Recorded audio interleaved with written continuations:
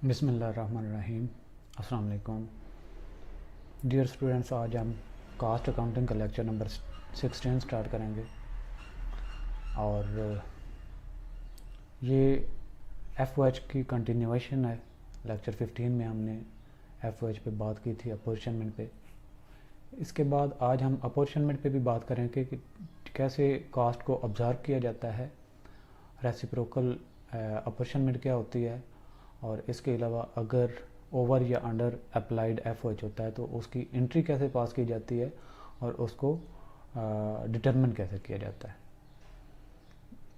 तो उस पर ही आज हमारी बात होगी। तो रेसिप्रोकल जो इम्पैक्ट था कास्ट अपॉर्चनमेंट का, वो क्या पढ़ा था हमने कि जब सर्विस कास्ट सेंटर होता है या सर्विस सेंटर जो होता है, उसकी जितनी कास्ट होती है वो हम प्रोडक्शन डिपार्टमेंट को डिस्ट्रीब्यूट करते हैं। लेकिन यहाँ पे एक सवाल ये उठता है कि एक सर्विस डिपार्टमेंट है, उसने अपनी सर्विसेज किसी और सर्विस सेंटर को भी दी हुई हैं, तो उसकी वो जब कास्ट की अपॉर्चनमेंट हो रही होती है, फ़र्क किया ए और बी, हमारे पास दो कास्ट सेंटर हैं, तो ए कास्ट सेंटर जो है उसकी जब कास्ट डिस्ट्रीब्यूट हो रही होगी या अपॉर्चन हो रही होगी दूसरों को, तो जो सर्विस उसने बी डिपार्टमेंट सर्विस डिपार्टमेंट को दी है तो उसको भी अपॉर्चन होगी। फिर जब बी की अपॉर्चन हो रही होगी तो बी ने जितनी सर्विस ए को दी है उसकी भी अपॉर्चन का एक जो जितना उसने सर्विसेज दी थी वो उसको अप्रोप्रिएट किया जाएगा ए डिपार्टमेंट को।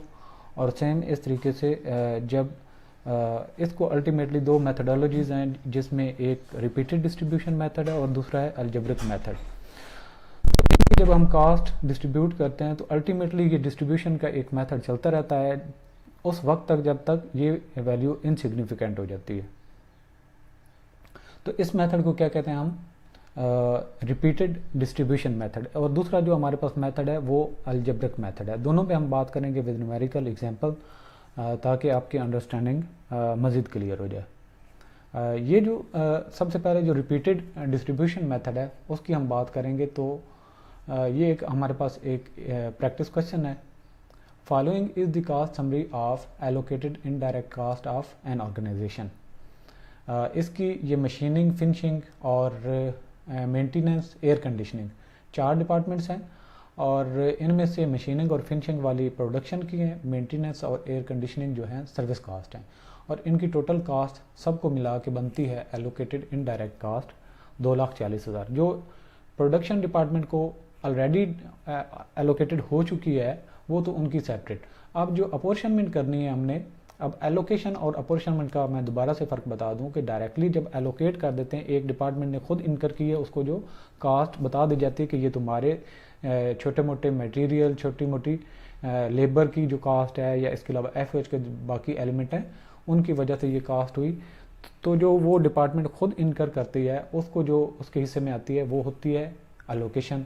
और जो दूसरी डिपार्टमेंट करती है लेकिन वो कास्ट सेंटर नहीं होता, उसकी कास्ट दूसरे जो कास्ट सेंटर हैं उनको डिस्ट्रीब्यूट होती है, उसको अपॉर्चनमेंट कहते हैं। अब ये जो 1,70,000 जो है ये मशीनिंग और फिनिशिंग डिपार्टमेंट का, ये इनका एलोकेटेड कास्ट है, और ये जो 40,000 और 30,000 है ये हमने इनको अपॉर्चन करनी है। तो ये टोटल सब की मिला के एफ की जो कास्ट बनती है 2,40,000 है। तो ये 2,40,000 ही होनी चाहिए जब दोबारा हम अपॉर्चनमेंट का प्रोसेस करने के बाद भी। The above cost of service department are apportion among the departments in the following ratio भी बता गई है कि जो एयर कंडीशनिंग है, जो मेंटेनेंस है उसकी, ये मेंटेनेंस के जो कास्ट होगी वो 60% मशीनिंग डिपार्टमेंट को अपॉर्शन की जाएगी, 15% फिनिशिंग डिपार्टमेंट को और 25% एयर कंडीशनिंग डिपार्टमेंट को। और इस तरीके से ये इसकी 100% कास्ट जो है वो अपॉर्शन हो जाएगी। इस तरीके से जो एयर कंडीशनिंग डिपार्टमेंट है उसकी 70% जो है वो एलोकेट होगी उसको, जो मशीनिंग डिपार्टमेंट है 25% फिनिशिंग को, और 5% इसकी मेंटेनेंस जो डिपार्टमेंट है उसको अलाट हो जाएगी। ये अब यहाँ पे थोड़ी सी एक टेबल में मिस्टेक है कि एयर कंडीशनिंग लेफ्ट पे भी है और टॉप पे भी है, क्योंकि इसकी जो कास्ट है वो मेंटेनेंस के जो हेड में नहीं आ रही, लेकिन अल्टीमेटली ये जो एयर कंडीशनिंग केस में आ रही है, आप इसको मेंटेनेंस के हेड में ही कंसीडर करें। अच्छा जी, यही आप देख लें कि आगे फर्दर चल के हमारे पास क्या है। प्रोडक्शन में दो डिपार्टमेंट्स हैं, एक मशीनिंग है दूसरी फिनिशिंग है। सर्विस कास्ट में हमारी एक मेंटेनेंस है और दूसरी एयर कंडीशनिंग है। सब की जो 2,40,000 की डिस्ट्रीब्यूशन थी वो भी हमने सेम टू सेम जो क्वेश्चन में दी गई थी वो लिख दी। इस तरीके से आगे चलें तो मेंटेनेंस की जो कास्ट है मेंटेनेंस डिपार्टमेंट की 40,000, उसको हमने डिस्ट्रीब्यूट करना है जो रेशियो पीछे दी गई है परसेंटेज के हिसाब से। तो वो परसेंटेज जब हम लगाएंगे तो 24,000 जो है वो प्रोडक्शन डिपार्टमेंट के हिस्से में आ जाएगी और 6,000 जो है वो फिनिशिंग डिपार्टमेंट और 10,000 जो है एयर कंडीशनिंग के। तो और यहाँ पे इसका बैलेंस 0 हो जाएगा। अब जब दोबारा चल के हम एयर कंडीशनिंग डिपार्टमेंट है उसकी कास्ट को एलोकेट करते हैं, क्योंकि इसकी अब कास्ट पहले 30,000 अपनी थी, 10,000 इसने इसको अपोर्शन कर दी गई मेंटेनेंस डिपार्टमेंट की। अब इसकी टोटल कास्ट होगी 40,000। 40,000 को हमने अपोर्शन करना है जो परसेंटेज पीछे दी गई थी उस परसेंटेज के हिसाब से प्रोडक्शन डिपार्टमेंट को 28,000, सॉरी मशीनिंग डिपार्टमेंट को 28,000, फिनिशिंग डिपार्टमेंट को 10,000 और मेंटेनेंस डिपार्टमेंट को 2,000 आ जाएगा। अब इस तरीके से फिर हम मेंटेनेंस डिपार्टमेंट के जो खर्चे हैं अब इसको फिर डिस्ट्रीब्यूट करेंगे। ये लेफ्ट साइड पे मेंटेनेंस लिखा हुआ है, तो ये जो इसको अपोर्शन हुई है एयर कंडीशनिंग की तरफ से 2,000, इसको मजीद हम डिस्ट्रीब्यूट करेंगे। 2,000 को हमने मजीद उसी परसेंटेज जो पुराने वाली थी जो पहले क्वेश्चन में दी गई है उसी से हमने जब डिस्ट्रीब्यूट किया तो 1,200 मशीनिंग और 300 फिनिशिंग और 500 एयर कंडीशनिंग डिपार्टमेंट को अपोर्शन हो जाती है। इसके बाद फर्दर हम चलेंगे तो एयर यहाँ पे जो 500 दोबारा मेंटेनेंस डिपार्टमेंट ने अपोर्शन किया एयर कंडीशनिंग डिपार्टमेंट को, इसने अपने पास तो कास्ट नहीं रखनी, इसने दोबारा अपोर्शन करना है। तो ये 500 को हम मजीद अपोर्शन करेंगे तो मशीनिंग डिपार्टमेंट को 350, फिनिशिंग डिपार्टमेंट को 125 और मेंटेनेंस डिपार्टमेंट को 25 हिस्से में आ जाएगा। अब फर्दर चल के फिर हम मेंटेनेंस की जो कास्ट है 25 जो ब्रैकेटों में लिखी इट्स मीन ये डिस्ट्रीब्यूट हो रही है, ये अपोर्शन हो रही है। तो 25 को हम मजीद अपोर्शन करेंगे तो मशीनिंग डिपार्टमेंट के हिस्से में 15, फिनिशिंग डिपार्टमेंट के हिस्से में 3.50 और एयर कंडीशनिंग डिपार्टमेंट के 6.50 हिस्से में आ जाएगा। अब जो है एयर कंडीशनिंग डिपार्टमेंट उसके मजीद जो 6.50 इसके हिस्से में आया है इसको मजीद हम अपोर्शन करेंगे तो जो है मशीनिंग डिपार्टमेंट उसको 5 रुपीज़ और फिनिशिंग डिपार्टमेंट को 1.50 और मेंटेनेंस डिपार्टमेंट को 0.50 हिस्से में आ जाएगा। अब इस तरीके से बैलेंस 0 पे चला जाएगा। अब इन दोनों को अब यहाँ पे देखें इनसिग्निफिकेंट वैल्यू होगी, ₹1 से भी लेस हो चुकी है। अब आपने क्या करना है इन दोनों डिपार्टमेंट के जितने जितने हिस्से में आई आप इसको अगर सम अप करें तो ये तकरीबन हमारी 2,40,000 जो टोटल कास्ट थी उसी के बराबर ही बन जाती है। तो ये था हमारा रिपीटेड डिस्ट्रीब्यूशन का मेथड। अब हम चलते हैं जो अलजेब्रिक मेथड है उसकी सोल्यूशन की तरफ। अब फर्ज की हमारे पास मेंटेनेंस डिपार्टमेंट है और इसको हम रिप्रेजेंट करते हैं एक्स से और इसके हिस्से में जो कास्ट थी वो 40,000 है, प्लस इसमें ऐड हो जाएगी 5% ऑफ एयर कंडीशनिंग की। अब इसका पूरा फार्मूला क्या बन जाएगा, मशीनिंग डिपार्टमेंट के हिस्से में जितनी कास्ट आ जाएगी वो 40,000 उसका अपना 5% एयर कंडीशनिंग डिपार्टमेंट का। जब हम एयर कंडीशनिंग की बात करेंगे डिपार्टमेंट एयर कंडीशनिंग जो है उसके 30,000 अपने खर्चे हैं और प्लस 25% उसके जो है मेंटेनेंस को जो मेंटेनेंस ने जो अपोर्शन किए वो इसके हिस्से में आ जाएगा। अब अगर हम इसकी जो है इक्वेशन बनाएं तो x को मज़ीद हम कर सकते हैं 40,000 उसका अपना प्लस 5% ऑफ y कौन सी डिपार्टमेंट है, ये हमारी डिपार्टमेंट है, इसके हिस्से में जितना आएगा उसके हिस्से का 5%। अच्छा, इसके बाद मज़ीद x को हम यहाँ पे y की बात होगी, y department is equal to 30,000 plus 25% of x। ठीक है जी, यहाँ पे ये मिस्टेक है, ये x नहीं है ये y है, y is equal to 30,000 plus इस तरीके से। तो x की हमारे पास क्या आ जाएगी 40,000 प्लस 5% ये जो है हमारे पास, और y की जगह पे हमारा ये जो फार्मूला ऊपर वाला हमने ये पुट कर देना 30,000 प्लस 25 को परसेंटेज 100 पे डिस्ट्रीब्यूट करें तो 0.25 ऑफ x आ जाता है। तो ये हम इसके साथ कर देंगे। जब ये मल्टीप्लाई करेगा 40,000 प्लस 0.05 को 30,000 से मल्टीप्लाई करेंगे 1500 प्लस 0.05 को मल्टीप्लाई करेंगे 0.25 के साथ ये आ जाएगा 0.0125। तो इक्वेशन आगे चलती जाती है, हमने सॉल्व करनी है। x is equal to 0.0125x और इसके बाद इक्वल टू आ जाता है ये 41,500 का। तो x is equal to further इसको हम जब सॉल्व करते हैं तो x इज इक्वल टू 41,500 और डिवाइडेड बाई 0.985। तो हमारे पास एक्स की जो वैल्यू टोटल आ जाती है यहाँ पे कास्ट ऑफ मेंटेनेंस डिपार्टमेंट की, वो 42,000 और 25 रुपीज़ आ जाती है। अब वाई की जब हम बात करें तो ये इसका जो ये फार्मूला था यहाँ पे, इसको हम नीचे लेके आ जाएंगे और हमने इसको सॉल्व करना है। 30,000 प्लस 25% ऑफ एक्स, और 30,000 प्लस 25% ऑफ एक्स को हम जब मज़ीद सॉल्व करेंगे यहाँ पे, तो एक्स की हमने यहाँ पे कितनी रकम निकाली थी जो इसको हिस्से में आ रही, 42,025, और 42,025 का 0.25% आप लेंगे तो 30,000 प्लस 10,506, दोनों को सम अप किया तो 40,506। अब जो डिपार्टमेंट एक्स है उसके हिस्से में 42,025 और डिपार्टमेंट वाई जो है 40,506 हिस्से में इसके एक्सपेंसेस आ जाते हैं जो इनडायरेक्ट लेबर के, सॉरी एफ के।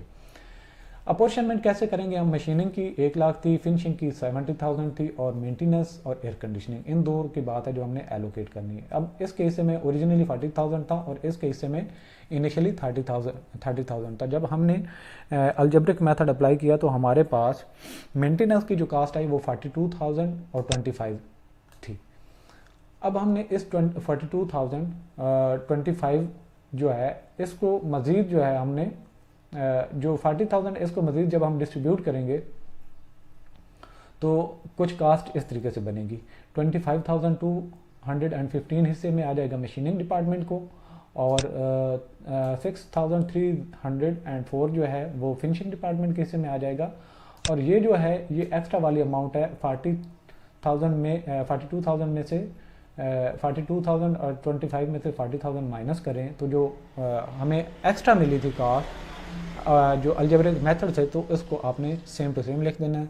और इस तरीके से आगे चल के जो 30,000 एयर कंडीशनिंग की अपनी जो कास्ट थी वो है, और 10,506 वो है कास्ट जो हमने अलजेब्रिक मेथड से निकाली थी, जो अपॉर्चनमेंट आई थी इसके हिस्से में, जो मेंटेनेंस ने अपॉर्चन किया था एयर कंडीशनिंग को। अब इसकी टोटल कास्ट कितनी बन गई एयर कंडीशन की, 30,000 अपना 10,506 जो इसको अपॉर्चन हुआ मेंटेनेंस की तरफ से, और टोटल बन गया 40,506।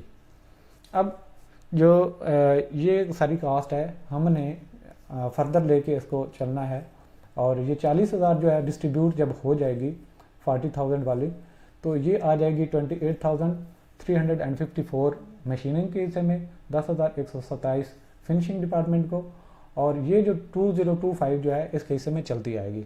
और जो ये टोटल था 40,506 इसको BD हम कर लेंगे, और इसको जो है हम फर्दर डिस्ट्रीब्यूट जब करेंगे तो टोटल जो इन डिपार्टमेंट्स का एक हिस्सा है वो बन जाएगा ये सारा मिला के, तो इन पूरी दोनों जो डिपार्टमेंट्स हैं उनके हिस्से में बन जाएगा। अपॉर्चनमेंट करते जाएंगे जब तो 1,53,000 और ये 86,000, तो टोटल की टोटल जो हमारी 2,40,000 FOH सेम रहेगी, और हमने ये डिस्ट्रीब्यूट कर देनी है।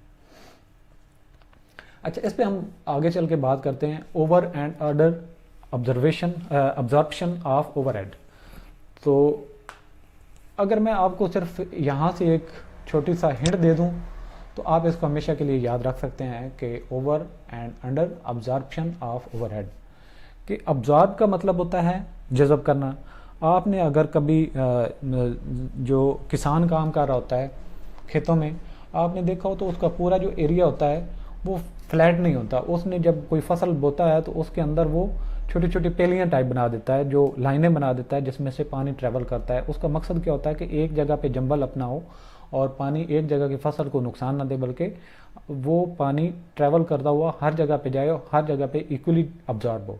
उसका मकसद क्या होता है कि चीज़ जो है वो इक्वली हो, फसल जो है वो बराबर में चले और कोई चीज़ एक जगह से ज़्यादा बेहतर और दूसरी जगह से वीक ना हो। तो इसके लिए वो एक तरीक़ाकार बनाता है जो इक्वल लाइनें बनाता है जिस पे वो पानी ट्रैवल करने के बाद अब्जॉर्ब होता है। सेम इस तरीके से FOH की जब हम बात करें तो जब ये हम पोर्शन हम कर रहे होते हैं तो फैक्ट्री में जो होता है, जो ऑनर्स होते हैं या जो उसकी मैनेजमेंट होती है, वो भी कास्ट को इक्वली ऐसे डिस्ट्रीब्यूट करती है कि किसी भी एक डिपार्टमेंट पे बोझ ना बढ़े, बल्कि सब की परफॉर्मेंस का भी पता चले और इक्वली डिस्ट्रीब्यूट भी हो और जस्टिफाइएबल भी हो और पता भी चले कि किस डिपार्टमेंट की क्या परफॉर्मेंस चल रही। तो ओवरऑल जितनी FOH की कास्ट होती है हम ये ऑब्जॉर्व इसलिए कर रहे होते हैं ताकि हर जो प्रोडक्शन डिपार्टमेंट है उसको उसका हिस्सा भी मिले और इसके अलावा जो अकाउंटिंग स्टैंडर्ड है उसकी जो रिक्वायरमेंट है उसको भी मीट किया जा सके। तो बेस उसके लिए बनाई जाती है कि ऑब्जॉर्प्शन की बेस क्या बनानी है। ये मशीन आवर्स हो सकते हैं, लेबर आवर्स हो सकते हैं, प्राइम कास्ट हो सकती है, मटेरियल कास्ट हो सकती है। तो FOH की नेचर क्या है, उसकी जो बेस कौन सी बेहतर बनेगी वो वेरी करती है सिचुएशन टू सिचुएशन, तो इसलिए उनको ऑब्जॉर्प्शन की जाती है। इसके अलावा accounting for over and under absorption, फ़र्ज़ किया ये जो आप अकाउंटिंग कर रहे होते हैं ये आप जब फिनेंशियल स्टेटमेंट बनाते हैं उसके बाद में आपने कुछ ना कुछ उसकी एडजस्टिंग एंट्रीज करनी होती हैं। तो सेम इस तरीके से जब आप FOH एलोकेट कर रहे होते हैं तो आप एक्चुअल नहीं कर रहे होते, बल्कि पिछला जो आपका जो बिज़नेस का पीरियड गुजरा होता है उसके वो तजर्बे की बेस पे वो एक बेस बनाते हैं, उसकी बेस पे ऑब्जॉर्व करते हैं। अब वो जो एलोकेशन का एक रेट बनाते हैं कि फ़र्ज़ किया लेबर कास्ट के 5 रुपये या मटेरियल कास्ट के इक्वल या 150% ऑफ दी मटेरियल कास्ट या लेबर कास्ट के इक्वल या मशीन कास्ट के पर घंटे के हिसाब से 10 रुपये। तो ये आपने एक स्टैंडर्ड टाइप बना लेते हैं, एक अंदाज़ा लगा लेते हैं अप्लाई करने का। तो अप्लाइड जो होता है और एक्चुअल इन दोनों में फ़र्क होता है। जो आप अप्लाई करते हैं वो ज़्यादा भी हो सकता है, कम भी हो सकता है एक्चुअल की निस्बत, और हमने किसको एडजस्ट करना होता है, जो एक्चुअल FOH हुआ होता है। जब आपका पीरियड ओवर हो जाता है, आपके पास टोटल फैक्ट्स एंड फिगर्स आ जाते हैं, तो अब आप देखते हैं कि आपका एक्चुअल FOH हुआ कितना था और आपने अप्लाई कितना किया था। फर्स्ट किया आपने इक्वल अप्लाई किया तो बातें ख़त्म हो जाती है। फर्स्ट किया आपने अप्लाई ज़्यादा किया था, एक्चुअल कम हुआ, तो उसको आप कहेंगे ओवर अप्लाइड। अगर आपने अप्लाई कम किया था लेकिन आपका एक्चुअल ज़्यादा हो गया, उसको आप क्या कहेंगे, अंडर अप्लाइड। तो ये मुख्तलिफ सिचुएशन होती हैं जिसको हमने मीट करना होता है, और आगे चल के हम इसकी प्रैक्टिस क्वेश्चन करते हैं तो आपकी इसकी अंडरस्टैंडिंग और भी थोड़ी क्लियर हो जाएगी। From the following data calculate the over under absorption and show how the transaction would be recorded in the production overhead account. Production overhead account में आप कैसे करेंगे, यहाँ पे उसने अब्जॉर्प्शन रेट बता दिया ₹5.00 पर डायरेक्ट लेबर आवर, और नंबर ऑफ डायरेक्ट लेबर आते हैं 1400, और प्रोडक्शन ओवरहेड इनकर्ड जो है वो 6900 है। ठीक है जी। तो इसमें सॉल्यूशन क्या है कि देखें अब्जॉर्प्शन रेट था ₹5 और number of direct labour are थे 1400, और प्रोडक्शन ओवरहेड इनकर्ड कितना किया गया था 6900। अब देखें तो प्रोडक्शन ओवरहेड अब्जॉर्ब कितना किया था हमने ₹5 पर लेबर आवर के हिसाब से, तो ये बना था 7000। तो इंकर कितना हुआ था, यानी कि एक्चुअल कितना था 6900। अब 16 हुआ कम है लेकिन आपने अप्लाई ज़्यादा कर दिया था। ज़्यादा अप्लाई करने की शक्ल में हम क्या कहते हैं, ओवर अप्लाइड।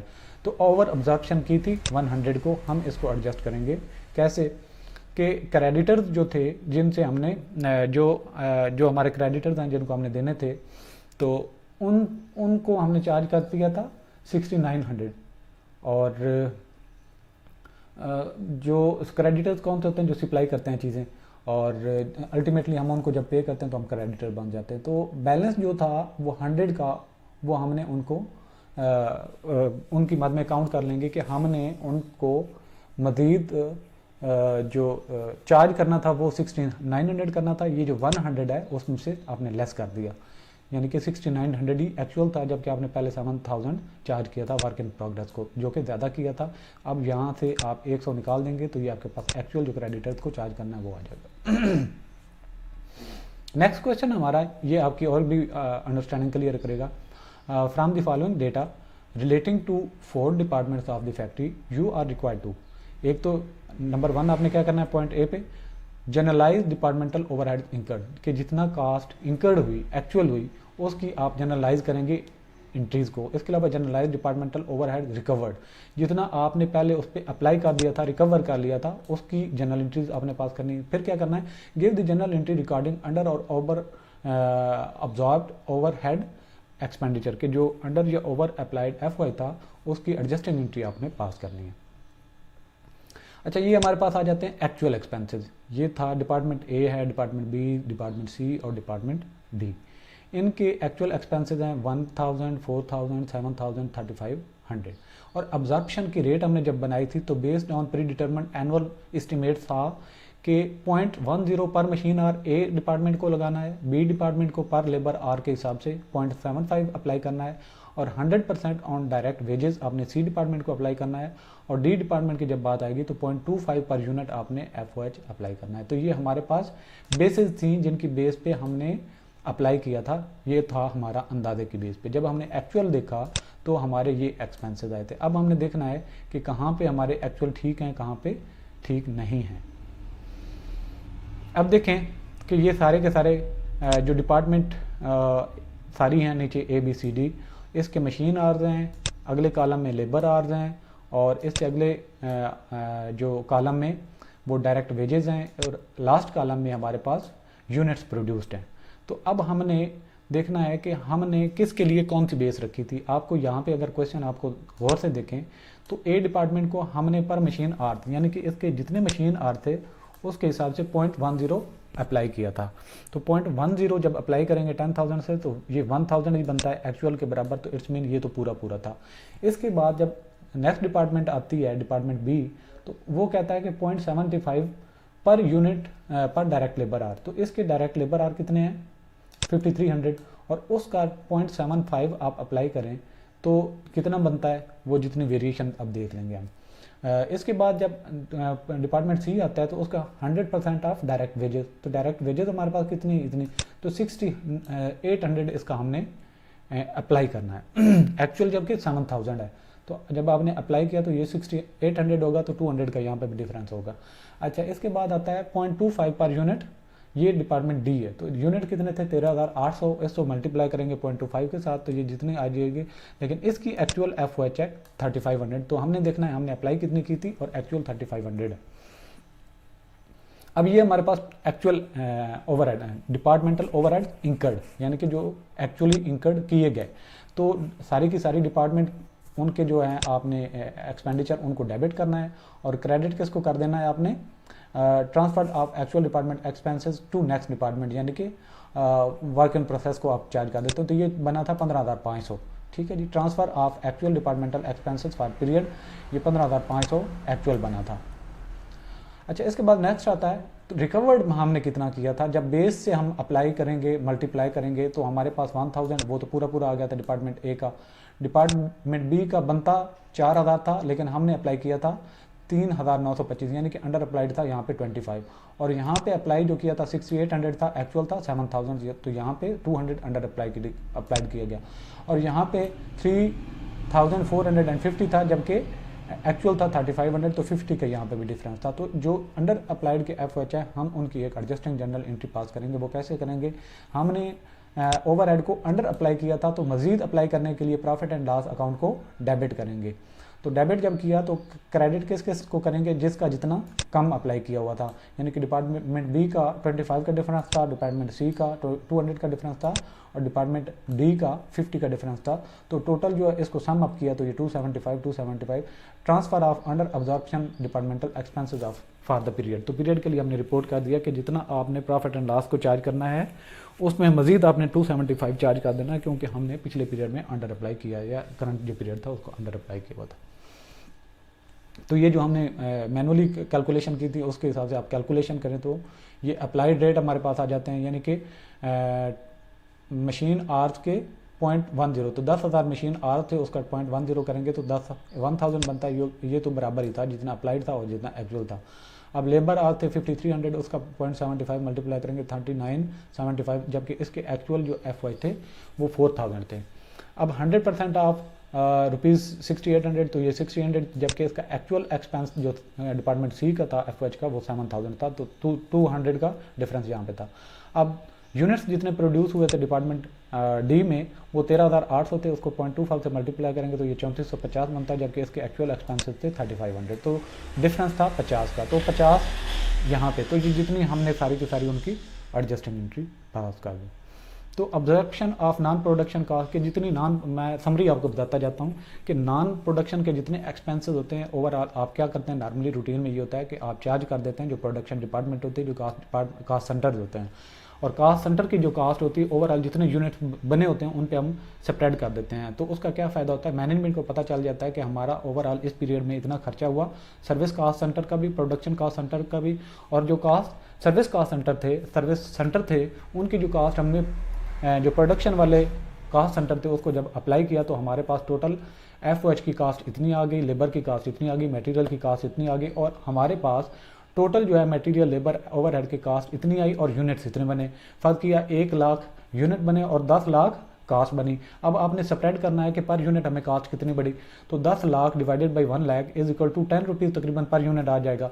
तो इट्स मीन कि हमें प्रोडक्शन में कास्ट जो हमने इंकर की सारी चीज़ें मिला के वो 10 रुपये पर यूनिट है। तो अब हम मैनेजमेंट को ये पता चल जाएगा कि मार्केट में ओवरऑल सेल क्या चल रही है और जो यूनिट हमने बनाया उसकी सेल प्राइस कितनी चल रही है। फर्ज कि मार्केट में 11 रुपीज़ है या 12 रुपीज़ है, तो इसको पता चल जाएगा मैनेजर को, जो सेल्स मैनेजर होगा, कि हमने इस चीज़ को 10 रुपये से ऊपर बेचना है और बाकी जो हमने डिसीजन करना है मार्कअप रखने का वो based on the market situation या कंपटीशन हम वो रखेंगे।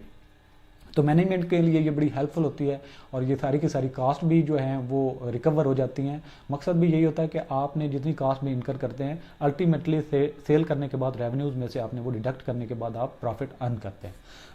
तो ये था कि नॉन जो प्रोडक्शन कास्ट होती हैं उनको भी हमने चार्ज करता है। नॉन प्रोडक्शन में कास्ट में कौन कौन सी होती है, मार्केटिंग होती है, जो मार्केटिंग वगैरह कर होते हैं लोग, उनकी सैलरीज, उनकी जो एक्सपेंसेस, उनके ट्रैवल एक्सपेंसेस, गाड़ियों के खर्चे, उनकी एडवर्टीजमेंट वगैरह, जितने सारे खर्चे होते हैं। इसके अलावा जनरल एडमिन कास्ट वो होती है जो ऑफिस काम कर रहे होते हैं, जो लेबर की कास्ट को कैलकुलेट कर रहे होते हैं, अकाउंट्स होते हैं या जो बाकी ब्रांचेज होती हैं मटेरियल हैंडलिंग की, स्टोरेज वगैरह के लिए जो कर रही होती हैं, उनकी भी कास्ट को हम क्या करते हैं, हमने प्रोडक्शन डिपार्टमेंट पे स्प्रेड करना होता है। इसके अलावा रिसर्च एंड डेवलपमेंट वो डिपार्टमेंट होती है जो R&D कर रही होती है, जिसको रिसर्च एंड डेवलपमेंट कहते हैं। ये क्या करती है, अगर आपके प्रोडक्शन डिपार्टमेंट है, लेबॉर्ट्रीज वगैरह हैं, तो वहाँ पे रिसर्च कर रहे होते हैं ताकि आने वाले पीरियड में हम अच्छी से अच्छी प्रोडक्ट बनाएं। मार्केट में क्या नया आइडिया आ रहा है, उस आइडिया की इन लाइन हम अपनी जो है प्रोडक्ट में मॉडिफिकेशन करें। तो ये यहाँ पे भी कास्ट वगैरह इनकर हो रही होती हैं और ये भी स्प्रेड की जाती है प्रोडक्शन डिपार्टमेंट को। और इससे भी जो है अल्टीमेटली आपकी जो आने वाले वक्त में एक सेल्स को बरकरार रखने के लिए या सेल्स को इंक्रीज़ करने के लिए आपकी जो R&D है वो इनपुट देती है, उसके अकॉर्डिंग जो एडवाइस होती है उस पर जो प्रोडक्शन मैनेजर होता है अपनी प्रोडक्शन को मॉडिफाई करता है, नई मशीनरी मंगाई जाती है। तो ये एक प्रोसेस चलता जाता है। इसके बाद हम करेंगे attributing non production cost to output. तो इंटरनेशनल अकाउंटिंग स्टैंडर्ड 2 कहता है कि जो प्रोडक्ट को कास्ट आप चार्ज करेंगे वो सिर्फ और सिर्फ प्रोडक्शन के डिपार्टमेंट को जो आप चार्ज करते हैं वही चार्ज करेंगे। तो बात आती है कि सर्विस कास्ट जो होती है, सर्विस डिपार्टमेंट की जो कास्ट होती है, हम क्यों उसको एलोकेट करते हैं। तो इट्स मीन के हम उनको अपोर्शन इसलिए करते हैं कि उसको हम पीरियड कास्ट डिटरमिन करते हैं और कहीं और सोर्स नहीं है हमारा जिसको हम आप अप्लाई करेंगे। आप यहाँ की कास्ट जब अपोर्शन कर देते हैं प्रोडक्शन डिपार्टमेंट को, तो आपने सर्विसेज अल्टीमेटली उस प्रोडक्ट को बनाने के लिए ही दी थी, तो अल्टीमेटली वो जो सर्विस आपने दी थी वो भी एंसिलरी उसका पार्ट हो जाती है और आप कास्ट चार्ज कर देते हैं प्रोडक्शन सेंटर को, और प्रोडक्शन सेंटर जो है प्रोडक्ट को चार्ज कर देते हैं। तो इनडायरेक्टली वो जो सर्विसेज की कास्ट भी होती है वो भी प्रोडक्शन के रेलिवेंट कास्ट को ही इंक्लूड करने के बाद हम उसको चार्ज करते हैं। तो आज का लेक्चर हमारा यहाँ तक ही था और उम्मीद करता हूँ आप लोगों को समझ आई होगी और आप कमेंट्स में अपनी राय दे सकते हैं। Thanks for watching. अल्लाह हाफिज़।